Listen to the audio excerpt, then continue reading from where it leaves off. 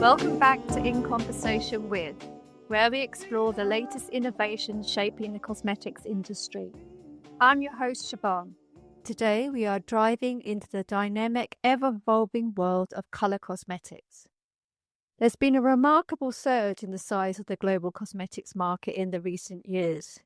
It is projected to reach $79 billion in 2025 and is forecast to grow to around $148 billion by 2030. But why this impressive growth? Unlike skincare products, which are largely about treatment and care, colour cosmetics are driven by aesthetics.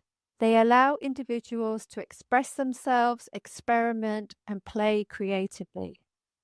So the big question in 2025 is, how do we continue to innovate in such a competitive and fast-moving market? To explore this, I'm excited to introduce you to this month's expert panel. Hello and welcome to Florence Roghé, founder of Collateral Projects, Dr. Benjamin Droguet, CEO of Sparxell, and Marcus Tamminen, Managing Director at Arbelle. Let's jump in. Florence, let's start with you. At Collateral Projects, what key consumer shifts are you seeing in colour cosmetics space, and where do you think the big opportunities lie? Thank you very much. So I think in terms of shift, there's a deeper desire for connection with products and emotionally. And I think there's a lot of innovation in that field in body care and skincare. And I can see this moving a lot into color cosmetics as well. Color cosmetics, this shift towards emotional beauty, adding some ingredients where you're going to feel good and playing with colors. We can think about mood enhancing shades, dopamine boosting ingredients, all combine into the color cosmetic world. And I think there's going to be more and more of this going into that arena. And it's all about feeling good and having this instant gratification, but almost on times 10 or 20. I also think that there are other arena that will have a play in color cosmetics, anything supported to mature skin. So having formulations that are more designed to mature skin with products that will evolve with mature skin, seeing more of those creamier textures, seeing more of those smoothing active. And it's not just having products that will sit on the skin, but really work with it. So it's all more blinding within your skin. And it's all about enhancing the natural features as you go with age, not masking them anymore. So this has a lot of potential as well, and seeing more of this, celebrating the beautiful evolution of skin. I would also see there's a lot of talk around hormone-smart products. And I think there is an arena there where, because color cosmetic becomes hybrid with skincare, I think there are arena and formulation that can really, in color cosmetics, evolve with that hybrid element of skincare and fit with it, the hormonal arena. Again, it's all about not masking your skin. It's about celebrating your beautiful skin and moving forward with either production of sensitivity of products, or because there's an impact on that everyday feeling especially with moving forward with hormones. I think it's really supporting the skin rather than masking the skin. I think these kinds are the arena that I can see some really interesting innovation coming up. Indeed. And Benjamin, as CEO of Sparxell, how are you responding to these evolving consumer expectations? There's definitely different moving pieces, and some of them are driven by sustainability, kind of desire and the wish to have more clean and sustainable products, yet having also performance product. And I think that's really where we can deliver on those two key attributes. So how do we have ingredients that are functional and delivering performance while being sustainable? And again, one of the reasons why we are kind of playing that in that, kind of change is because now there is a much greater awareness about what people put on their skin, on their body. And the thing is, anybody can look at what's written on the ingredient lists of the cosmetic products and decipher this and share this on social media and platform and have talking points and content going viral. And it's really something that's very specific to the food industry, the cosmetic industry, this greater awareness from consumer about really what is it what they buy and what those ingredients are doing to them. And for us, really, it's using nature as a way to deliver sustainable product, but also highly performant product, because having this bio-inspired foundation really ties to what nature has come up as the best strategy to make color. And again, for the brands or the manufacturer, it means how do we create innovation and keep on improving the formulation of our product? How do we keep being innovative and delivering new, striking, beautiful products?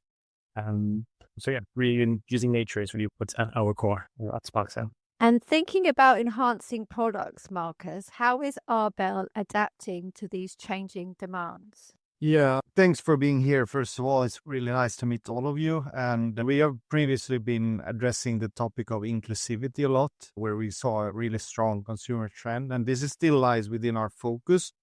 But for this time, when talking about consumer trends and color cosmetics and also tech, which is the side that I come from, one of the things that we are seeing in 2025 is the clear demand for authenticity. And it's not just, of course, for beauty. You can see that among influencers, you can see it among marketing, leadership, basically everywhere. And I can just tap into what Florence said earlier, that consumers today, they expect also beauty experience that are not really only personalized, but they should also be honest and emotionally aligned with who they really are and how they are feeling. And this is where I think that a lot of beauty tech is still falling a bit short. In-house, we call it the digital trust gap, which is this disconnection between what consumers see online and what they really receive in real life. So, for example, we are in the space of virtual try-ons and shade finders and similar technologies. And sometimes this makes you look flawless and you feel great when you try it on virtually. But then when you receive the products that you order, they look totally different on your skin. And I think that it doesn't just cause this disappointment, it's also damaging the trust within the tech solution, but also within the brand, which is incredibly hard to rebuild. Today's consumers are looking for something that really fits them. And I think that we can all recognize this moment when we are going to, for example, a wedding. You're wearing something that is really just working. It fits perfectly. It feels right. It brings out the energy and boosts your confidence. And you're like walking into the room thinking, here I come, in a way. And many cases, you had someone to help you out in a store, something like a shop assistant who could tell what really suits you and your characteristics in a way. And that's the kind of experience that I think beauty tech needs to replicate today. It's not about filters. It's not about beautifying someone. It's about showing the real you and helping you to look and feel great authentically. Because I think it's very important that we don't push any ideals. We should bring the best version out of yourself based on your individuality. So I think that the real opportunity for innovation and for tech is closing this digital trust gap and building tools that deliver realistic and reliable results. Because I think when that happens, the consumer will not just click the buy button, but they will also feel more confident. They will feel more beautiful and also more powerful. And I would be very surprised if they didn't return after having such an ego boost. Indeed. And Florence, thinking about the digital trust gap, what emerging tech trends are you tracking at Collateral projects and how are they shaping innovation in color cosmetics? Anything around personalized routine. And I think there is a fine balance, as what was mentioned just now, is you want to make sure that it's going to be precise, it's going to be personalized, and it's going to be adjusted to you, to the real you, to this authentic you.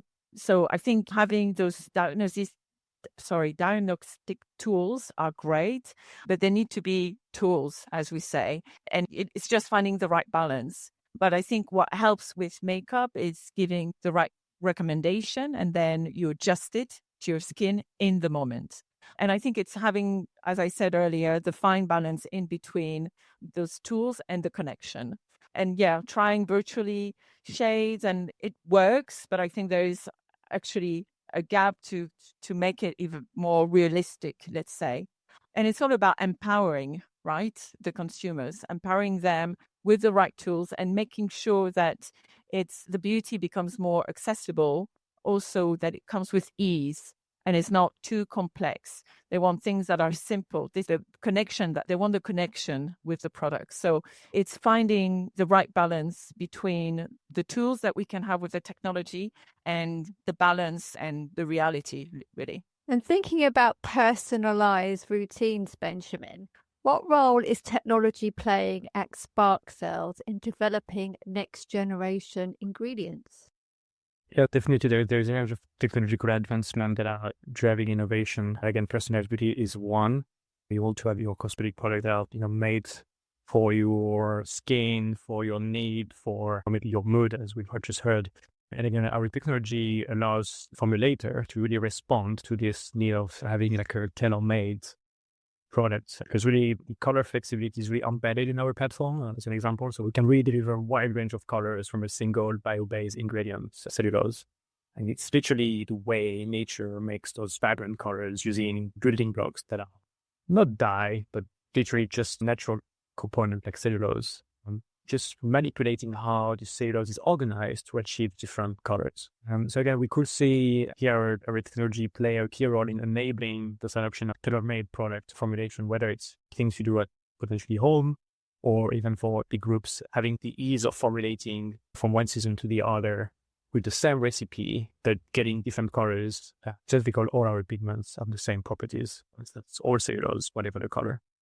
So again, here we enable a shift in how we think about this.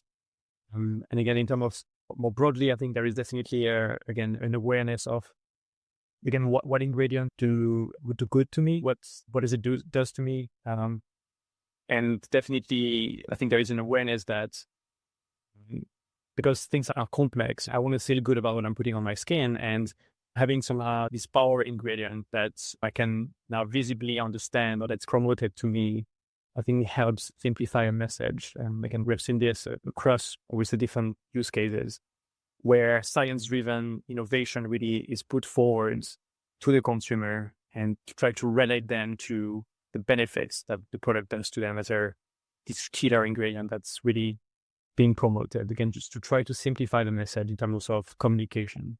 And again, it needs to be science-driven. It needs to be delivering performance. Again, it can deliver sustainability. And again, in our case, this needs to be scalable, versatile. We can talk to the customer, the consumer. And again, nature inspiration is a very good tool to deliver that message. Again, you cannot beat nature in terms of performance, in terms of sustainability. So it's very core to what we do. Indeed. And Marcus, thinking about personalization and the developments in biotechnology, what are the rapidly evolving technologies that you're developing at Arbelle at the moment? Yeah, okay. I think from my side, from the technology side, and also building upon what Florence said related to this quality and relevance and the balance between actually accurate technology solutions and expertise, let's say, I think it's really important for the brands that actually deploy these tech solutions to know and to understand how the technology is evolving through different generations. One part of that is we call it generational beauty tech, and it goes from 0 to 4, where the generation 0 is like you're not having any digital beauty tools, which is still a reality for many of the brands out there. So the consumers have to rely on in-store testers, print charts, and so on. Then you get to the basic generation 1 try-ons where you have a selfie and you get to put the lipstick on your face and so on. When it gets more interesting is in generation 3 or 4, when it starts to get a bit smart, where you can, with biometric inputs, possibly simulate expert level consultations.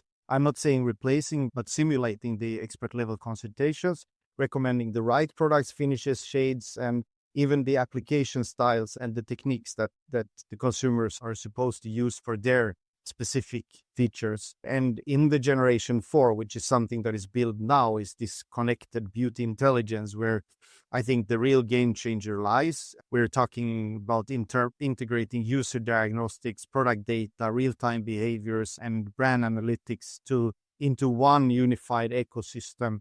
It's not just for the end user, but for example, it can give insights into optimizing campaigns for the business analyst to find weak spots, for the R&D that will get insights into how to formulate the most relevant products for the consumers, all in the same ecosystem.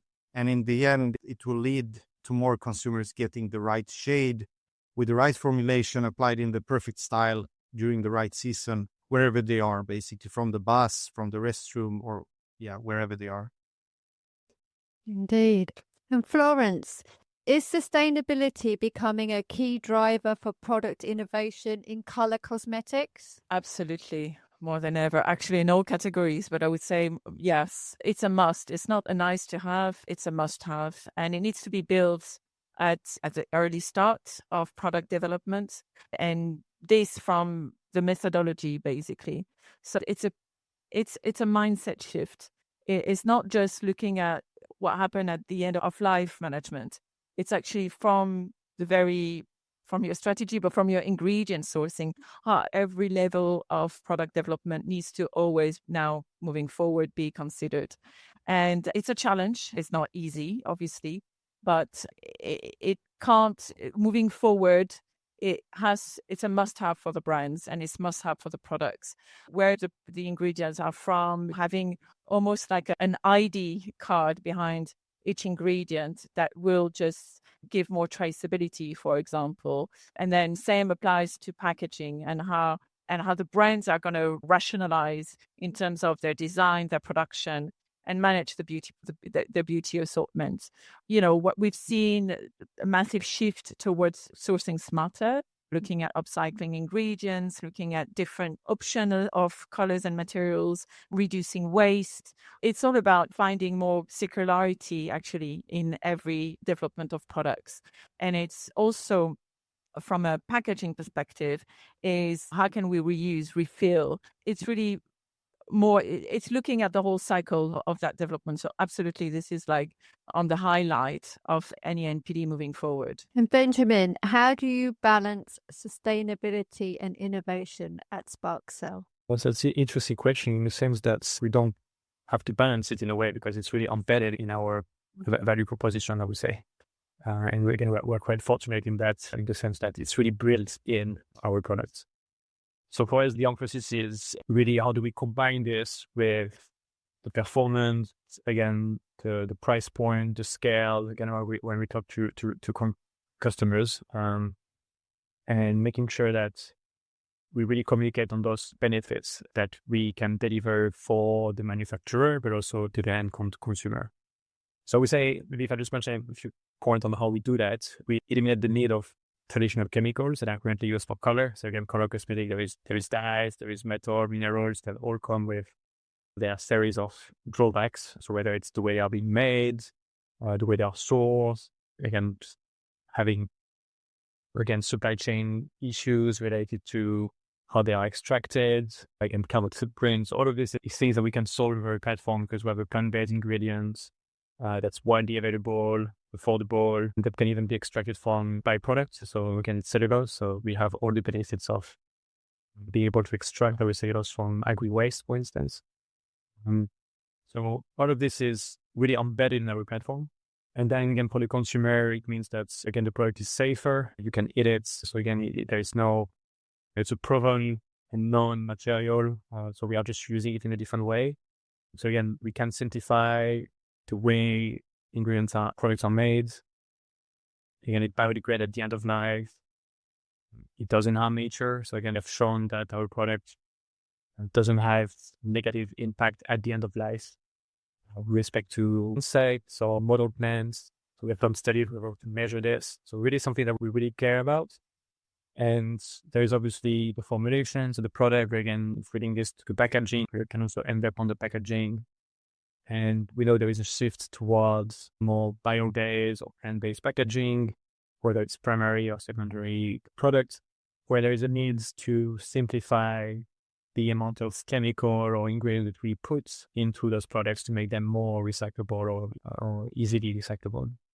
So we really can be used across the different parts of the color cosmetic product. So whether it's inside the formulation, on the packaging, and wherever we are being used, we would be having some benefits or deliver some benefits depending on what we replace in terms of synthetic chemical. And Marcus, how is sustainability influencing product development at Arbelle? It's highly influencing. I think that there are some more obvious situations, some less obvious. I agree with the aforementioned that it's really a business critical expectation to be sustainable from the today's beauty consumers. It's a big challenge, I think, in color cosmetics because, as mentioned, packaging, formulation, and returns, all they have such an environmental impact in a way. And the obvious thing for us to talk about is, of course, return rates and so on. But there is also like the aspects of overproduction and overconsumption where people buy the wrong products, which is leading to waste and unused inventory at the brand side. But then also, if you look at the consumers, like they are really skeptical today, and they want measurable impact and not for the brands to do some vague claims and token actions, or how to call it. And I think this is good because it creates pressure on the brands also to back up their sustainability messaging with real actions. And I think that, as I said, the sustainability is a big challenge, but it's also a massive opportunity for the brands that get it right, not just in their product, but also how they guide the consumer decisions, how they design digital experience and use data to make better business choices.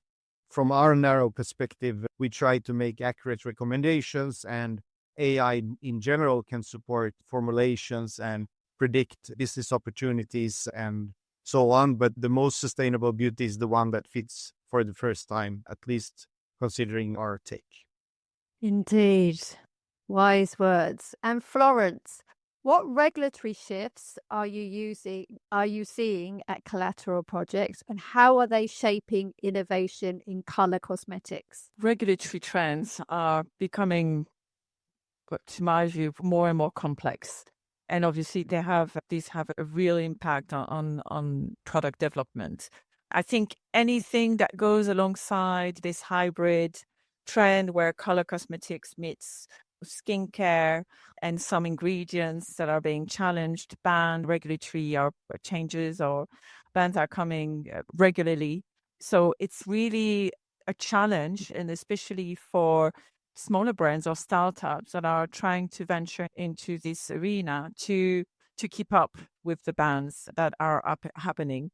But I would say another challenge, part of the ingredients, is also when you start having SPF and within formulation with hybrid products are getting more popularity. Sun care is booming, and having those hybrids products are great, fantastic, but they're also a real challenge because SPF regulatory based on the different regions are very different, and they're very tough, and especially for young brands. I think this is where regulatory meets a lot of the challenges when, as a small brand, you need to reformulate. It's not just a reform. It will lead to further testing. And it's a lot when you have a capsule collection or a small assortment to keep up with all those changes. So I think these are really, I would say, the challenges for those brands. I think there's also education. We were talking earlier on about being transparent, giving more transparency to the product, which are key to the consumers. But there is also an education gap with that, and making sure that, the way communication comes out from regulatory is also caveat to the consumer to understand it's not just this is banned because of, with a simple explanation. It's a lot more complex. So I think there's a couple of things here. There's bans on ingredients we know we need to reformulate with, more SPF, so a bit more complexity across our different regions where this can be regulated differently. And of course, keeping the education game on for the brands and the transparency. Indeed. And Benjamin, how are regulatory changes affecting Sparxell's innovations efforts? Yeah, so there's definitely, again, regulatory is a change that really put us in a very good position to meet and exceed certain regulatory requirements. So really positioning our partners ahead of the compliance curve.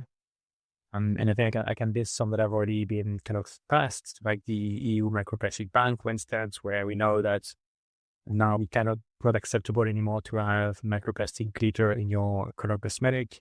There is also now what's being discussed in the US regarding artificial dyes in foods, which again is, let's say, similar topic as cosmetic. We can start to see how the two are a bit porous and start to really trigger some thoughts regarding what may come next.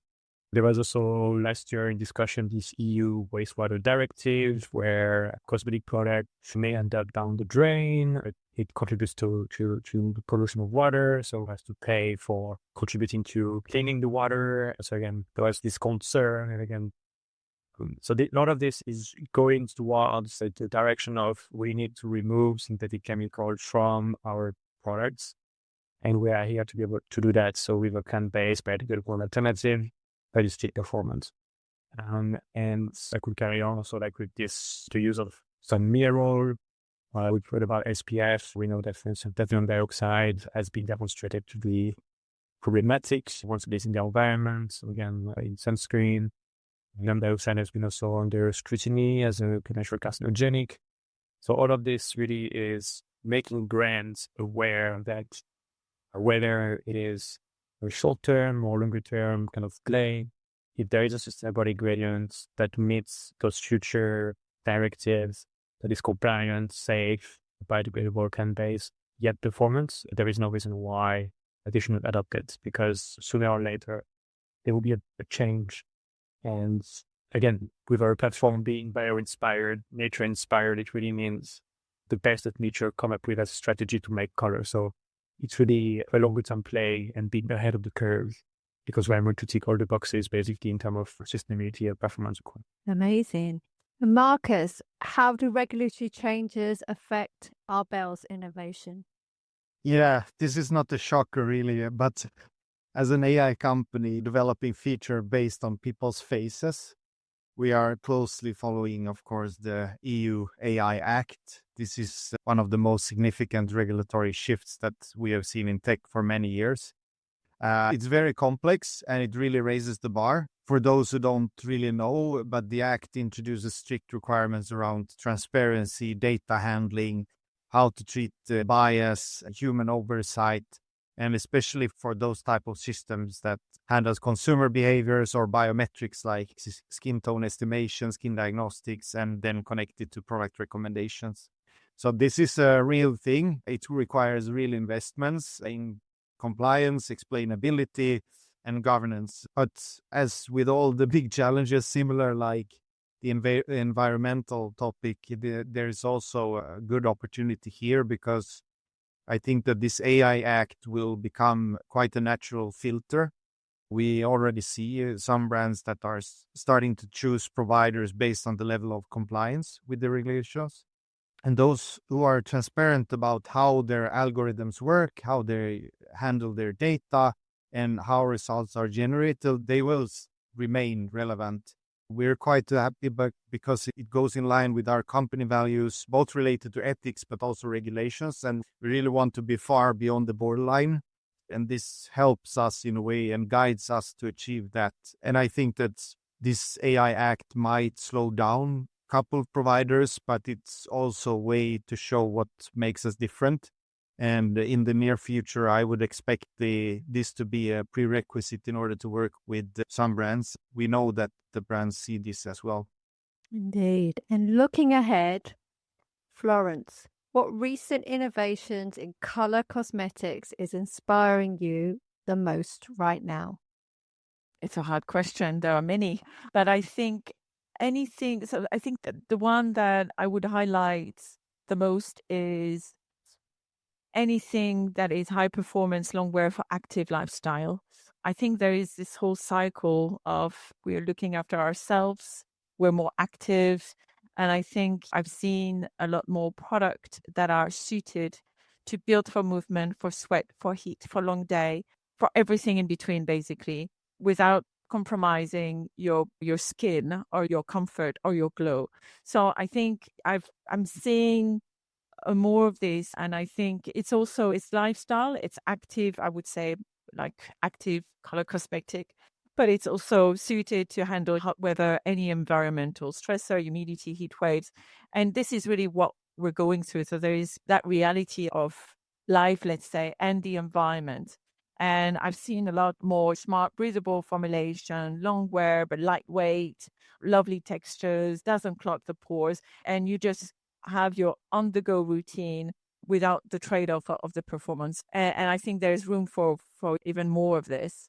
And additionally, there are other arena, again, mentioning the personalization and the emotionally connection with colors and the fact that you want to have that self-expression and transformation through that emotional connection. I think, again, this is a really strong one, and I'm like we have seen in other categories. So these for me would be really the two that I'll be excited to see more of.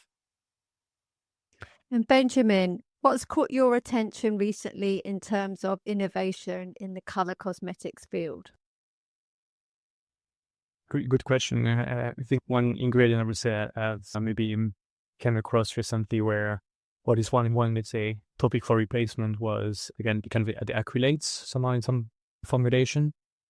And seeing companies that are trying to do replacement for this function that acrylates are delivering. And I think for me, I found that interesting as a polymer scientist because, again, acrylates we found there in many other products around us made of plastic.